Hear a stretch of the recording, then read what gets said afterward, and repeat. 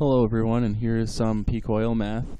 We have a U.S. consumption, 7.2 billion barrels per year. And then these are the U.S. reserves, and this is the U.S. reserves not including shale gas, which is very inefficient. So not including shale gas, we only have 2.6 years left. This is just simple division. And then our total reserves, we have 4.5 years left. Hop over to world crude demand. It's about 35 billion barrels per year. This is our crude oil discoveries per year.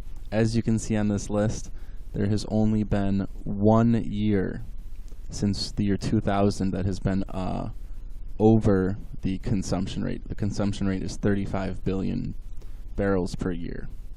There have only been 3 years over 20 billion barrels discovered. Here's our sources right here. We have our global discoveries is CNBC.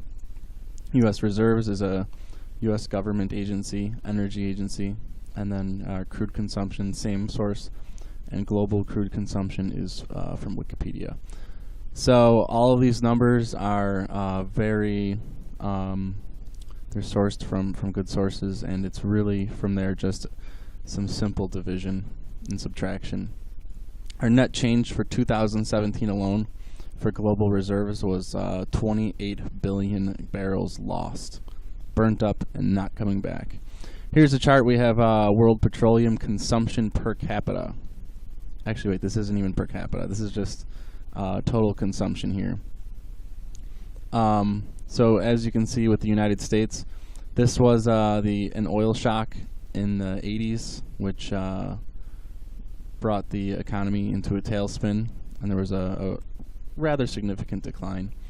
And then we have, this is 2008, and there's just a slight dip here.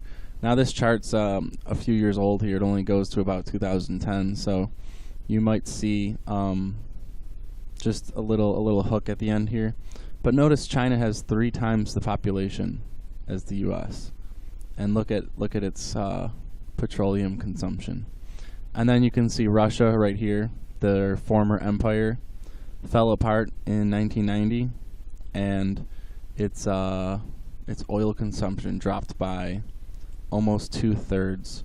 So expect the United States to go through something similar very, very shortly.